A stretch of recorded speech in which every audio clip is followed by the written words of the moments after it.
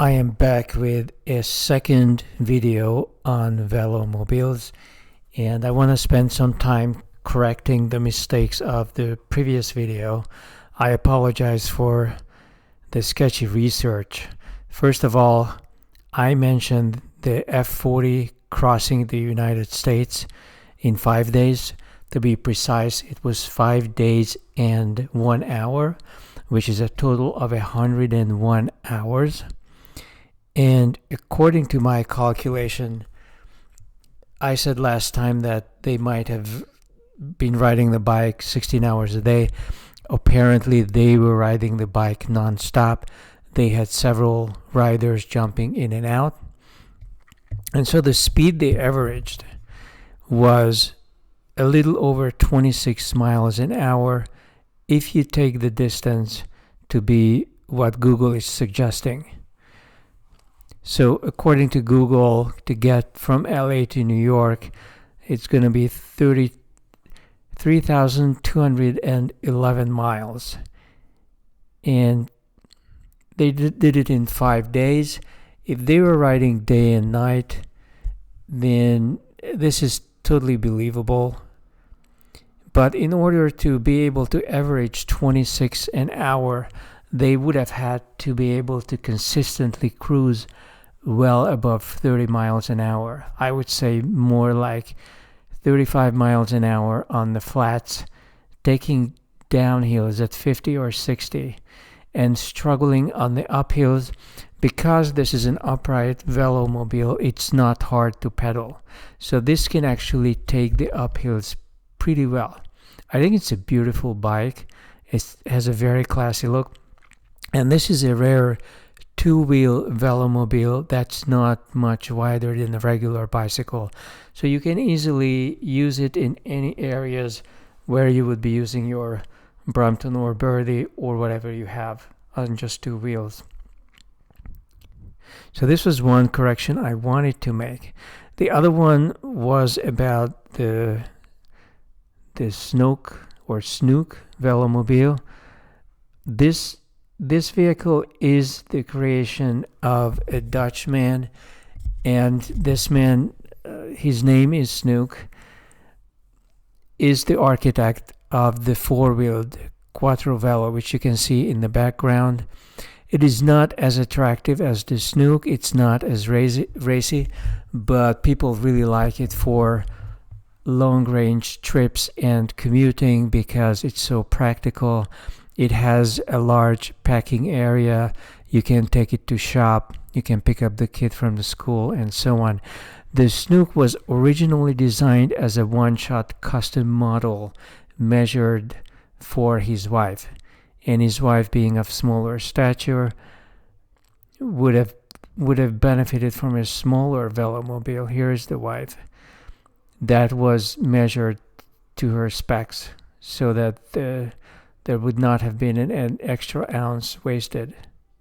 It's a fascinating project, and there was a lot of public interest in this. And so there is now a generic, larger Snoek L or SL. I think it's the Snoek L. And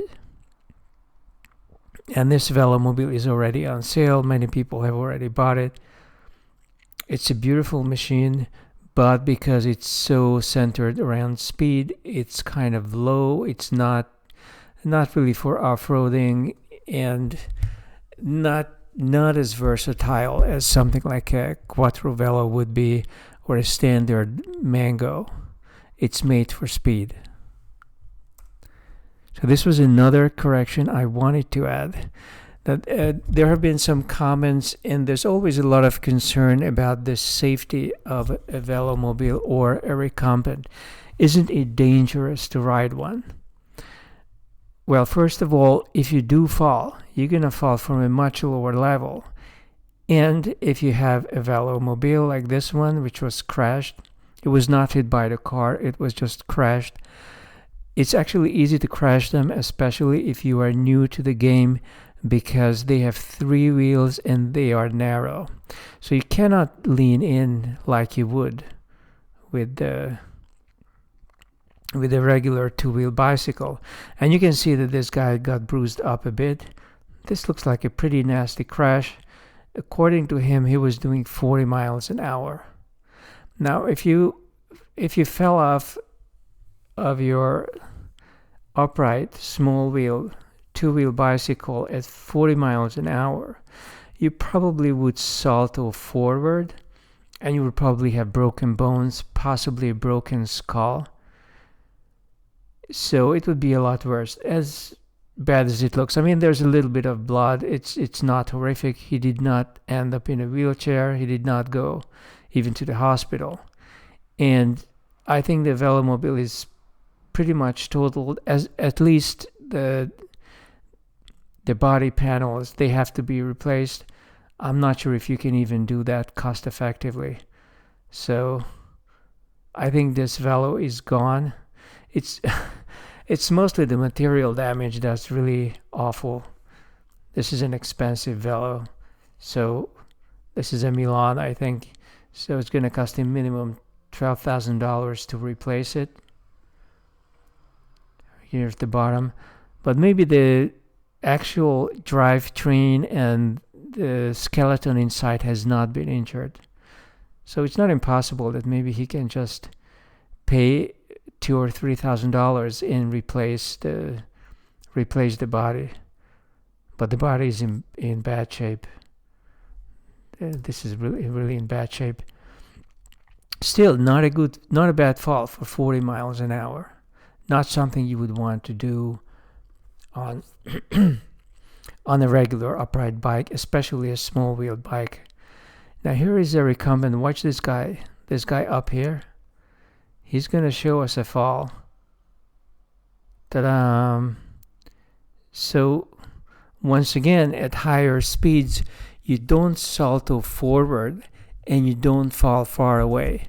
So you typically have to worry about bruises, falling on your knees and being dragged on, especially your legs and your knees, possibly your hands and your elbows.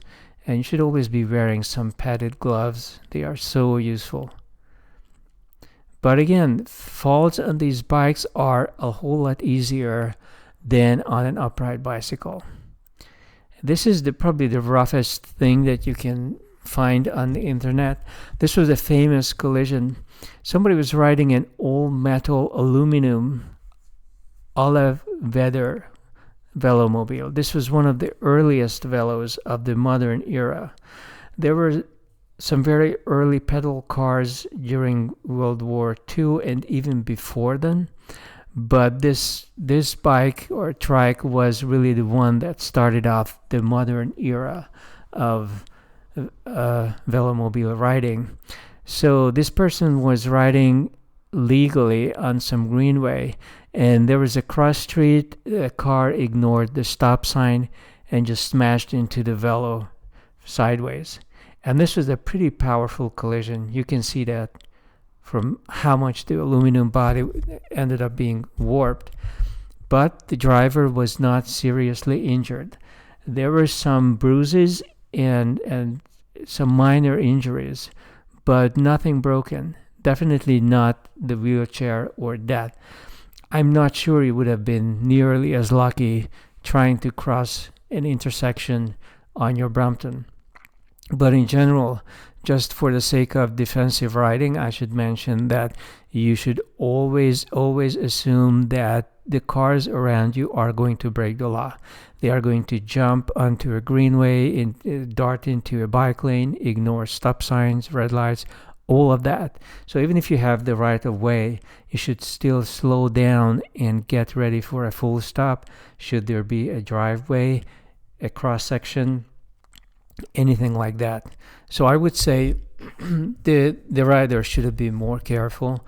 But once again, you can see that being surrounded by a hard shell really makes a difference.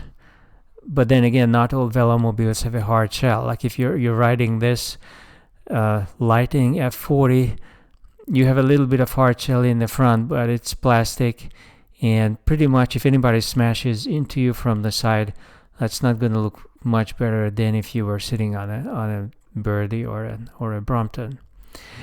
By the way, this all weather used to be available as a kit, and I'm providing links to you below to all of the most important videos that I'm featuring here. This is this magnificent video. It's 12 years old at this point. It's showing you how somebody assembled a kit. I think this kit was maybe $4,000 or not even that much. It contained all the panels, all the screws and bolts. You just had to put it together. It included the drivetrain, the wheels, the seat. And so this video is just showing you piece by piece how this person put it together.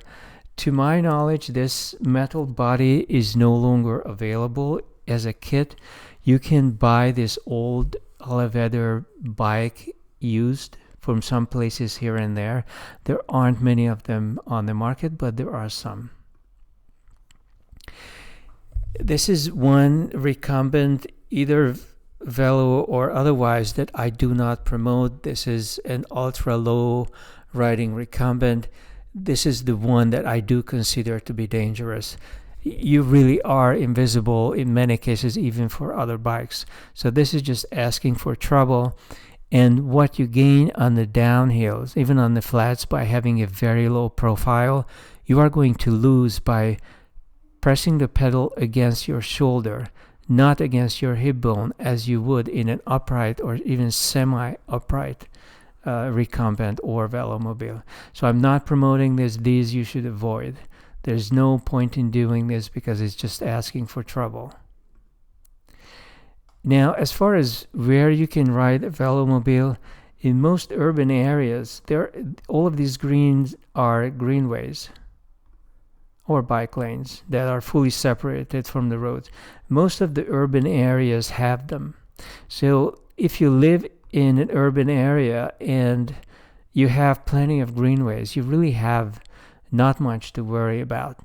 It's a better deal than having a car, because the cost of maintaining a car in the city is just so much more, and you can't really park it. It's not easy to get anywhere with it. And on occasion, a velomobile is fast enough to travel, say 50 or 100, even 100 miles outside of the city and then come back. And you can stay on back roads. Back roads are pretty safe. But I acknowledge that there are certain areas where I would not want a velomobile. I would not want it in the urban areas of New Jersey. This state is just horrible. They have very little support for cycling in general, unless you go to the more rural areas. If you go to these places, you don't even need a greenway. These back roads are low speed and bike friendly in general. Then there are some obstacles they put in here and there. Some of the designers and planners who don't really understand what the hell they are doing. But for the most part, you have plenty of space. It's not difficult to navigate with a bike or with a velomobile on this is New York City, this is Manhattan. So this would be the greenway. Plenty of space here, really. It's not a problem. It's just that every once in a while you may come up at some roadblocks where they try to limit the car access, because there have been incidents. People have come onto the greenway dead drunk at midnight at 2 p.m. and they have actually killed people.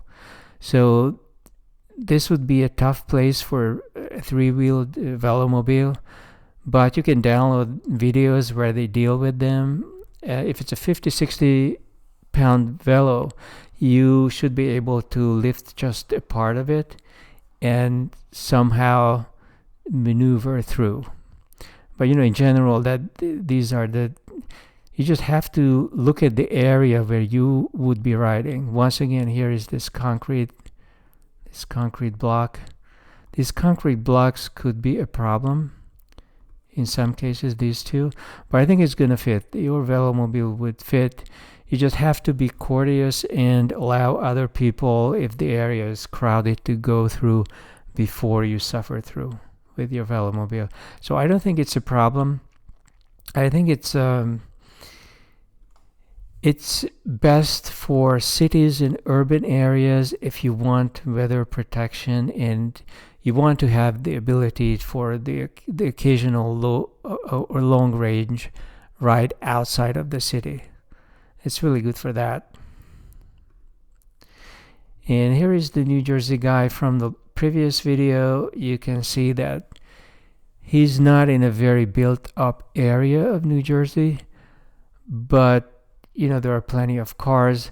The traffic is not very fast. They are moving at 25, 30, maybe 35 miles an hour. It's not any more than that. And according to him, he has no problem. He is sort of recognized, and this is the thing, it's a very unique vehicle. So people pay attention and they marvel at it. And sometimes they honk at you. There is a danger, obviously, somebody tried to run you over. But for the most part, look at how polite people are. They are not running him over. And if he's on a flat or on a downhill, he's almost as fast as a car. So he's not really annoying people as much as a regular bicycle would. Is there a competition for a Velomobile? The one competition is from the trikes, which are becoming more and more popular. In certain European cities, in the southern part of Europe, in Paris and further south, you can actually see a lot of these. They are sort of price competitive with the more expensive Velomobiles. They start around $12,000. They don't give you the kind of weather protection you get from a Velomobile. You are protected from the most part from the front, from the wind, not from the side, not from the back. If you have side winds, if you have a drizzle, you would rather be in a Velomobile than on this one. But on the other hand, they can carry a passenger. You can carry two people. You can get on the highway. You can cruise at 50 miles an hour if you want to. So they do offer certain advantages. It's just a different kind of a vehicle. There is also competition from the utilitarian kind of Velomobile. And this is something you see more and more of. Many European capitals have these kind of velo taxis. They carry two passengers. They have a stylish design. They are partially weather protected. And they are just an excellent fit for a rickshaw in the city, which we have even in New York. Although what we have is not this stylish one. We have a much more primitive kind of a design that you see a lot of. And then there is also a new kind of couriers that want to carry more than what a cargo bike would allow, but would not want pricing that would go with a proper van. So these kind of vehicles you are beginning to see more and more, even in New York, even in some American cities. Some delivery companies have discovered that there is money to be saved by adopting to these things that are a lot less expensive and much easier to maintain than a van, but gives you so much more than just a cargo bike.